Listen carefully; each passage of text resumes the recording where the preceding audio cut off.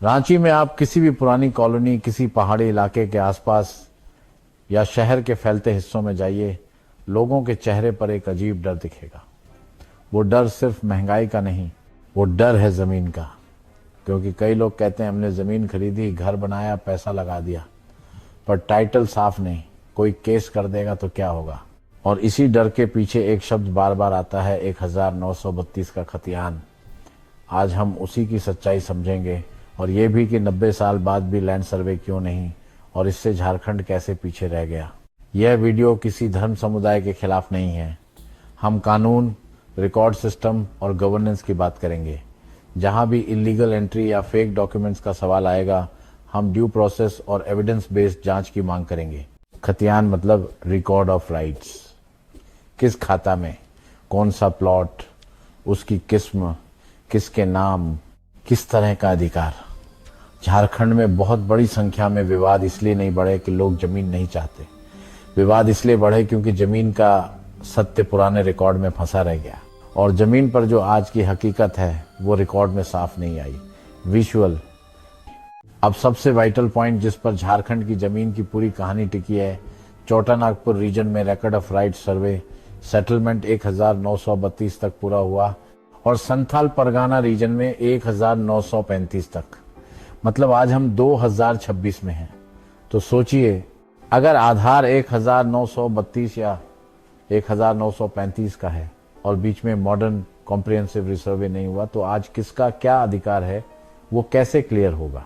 और ये सिर्फ थ्योरी नहीं है। झारखंड हाई कोर्ट तक ने 2025 में लैंड सर्वे जल्दी पूरा करने को कहा और यह भी सामने आया कि सर्वे वर्क बहुत लंबे समय से पेंडिंग है। तो सवाल पूछना जरूरी है, 90 साल बाद भी हम उसी पुराने रिकॉर्ड पर क्यों चल रहे हैं। अब लैंड सर्वे को लेमन भाषा में समझिए। सर्वे का मतलब सिर्फ मापना नहीं, सर्वे का मतलब है जमीन की वास्तविक बाउंड्री का निर्धारण।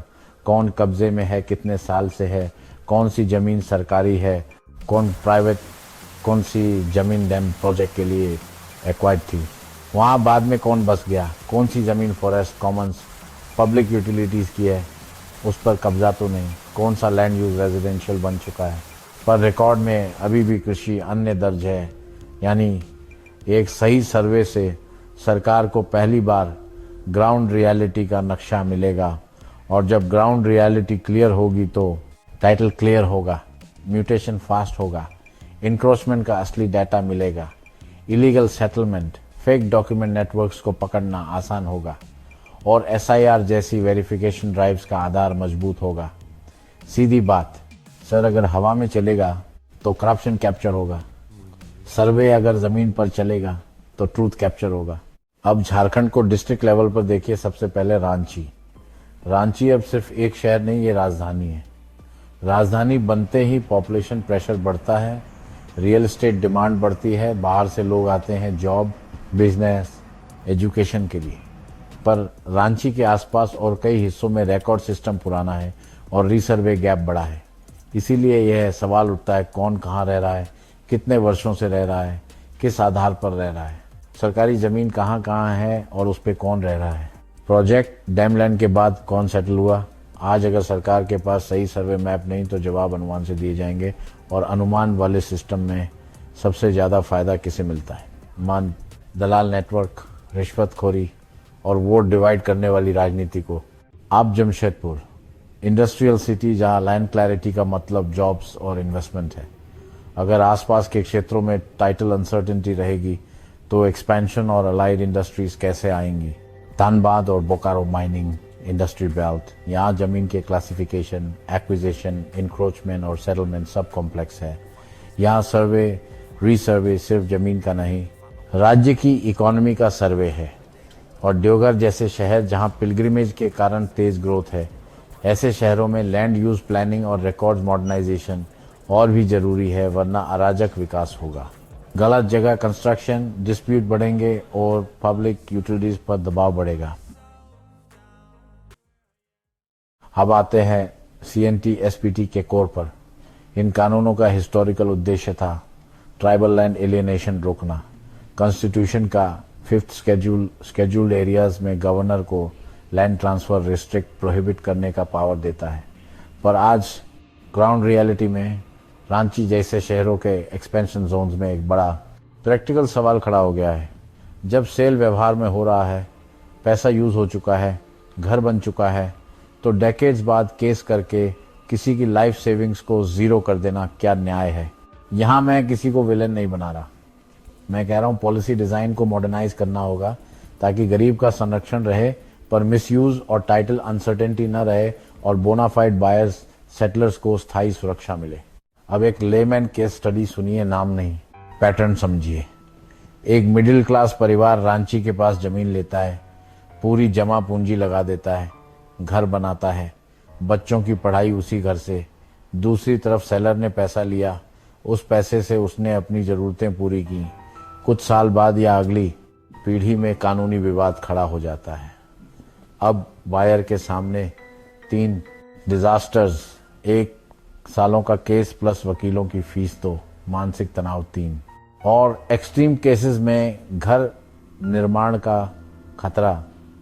ये सिनारियो सिर्फ बायर को नहीं तोड़ता, ये पूरे शहर के डेवलपमेंट को तोड़ता है। क्योंकि जब टाइटल सेफ नहीं तो हाउसिंग सोसाइटीज कौन बनाएगा, इन्वेस्टर्स कौन आएंगे, फैक्ट्रीज कौन लगाएगा।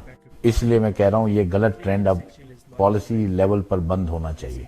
और एक और भ्रम, कुछ लोग आर्टिकल 5 और 9 को लैंड से जोड़ते हैं। ट्रूथ, आर्टिकल 5-9 सिटीजनशिप से जुड़े हैं।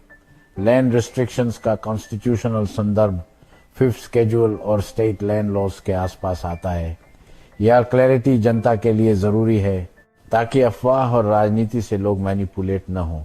अब SIR जैसे वेरिफिकेशन ड्राइव्स पर लौटिए। अगर आपके पास जमीन का सच ही क्लियर नहीं तो वेरिफिकेशन ड्राइव पेपर बेस्ड बन जाती है। पेपर बेस्ड सिस्टम में फेक पेपर्स भी चल जाते हैं और जेन्युइन गरीब परेशान हो जाता है।